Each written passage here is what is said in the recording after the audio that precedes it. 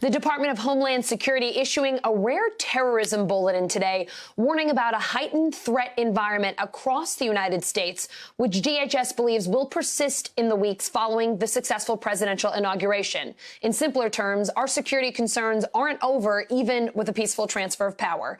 Here now is NBC News investigations correspondent Tom Winter, just the guy we want to talk to about things like this. Tom, how often does the U.S. issue a nationwide alert like the one we just saw? And what specific terror threats are they concerned about here? Well, Alison, it's pretty rare. I mean, this is not something that we've received from DHS over the past several years. Even towards the end of the Obama administration, we really didn't get these types of products, as we would refer to them in law enforcement and law enforcement reporting circles. It lays forward several ideas that, you and I have talked about before. This idea of, look, we have incredible racial tensions. We have tensions over political issues in this country. And it feels like for the first time we're being spoken to like an adult from the Department of Homeland Security, because we're actually getting real information and their real thoughts on things. Now, the information that's contained in today's bulletin is information that is expanded on and is distilled from law enforcement products that those of us that cover law enforcement, certainly people that work in law enforcement, have been reading and seeing for the past couple of years. But to your point, this is something that's unusual in that it was made public. It was made clear.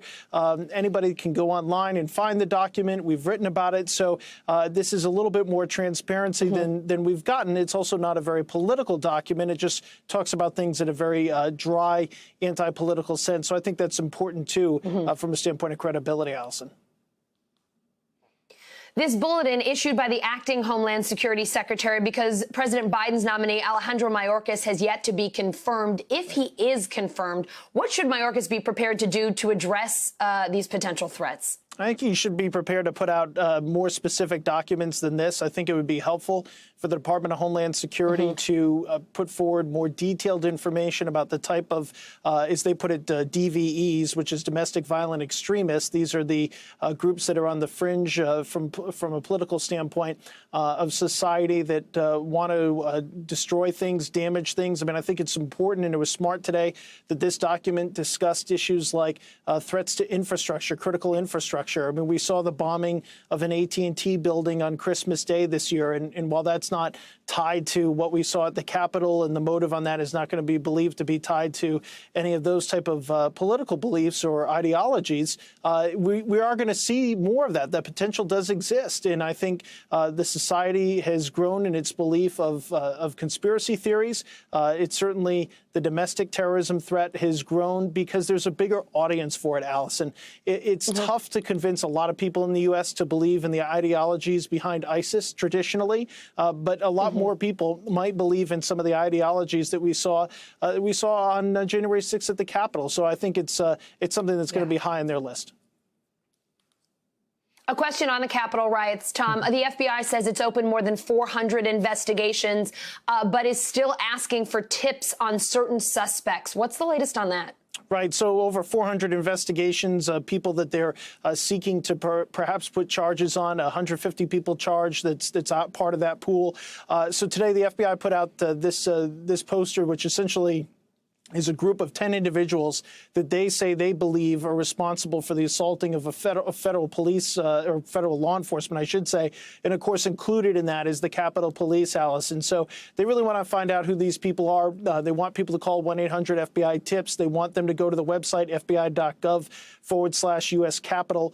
Capital with an O, and want people to provide some tips and information so they can find these individuals. I think it's safe to assume, Allison, that at least a handful of these people, if not all of them, might be charged in the death or assault of Capitol Police officers.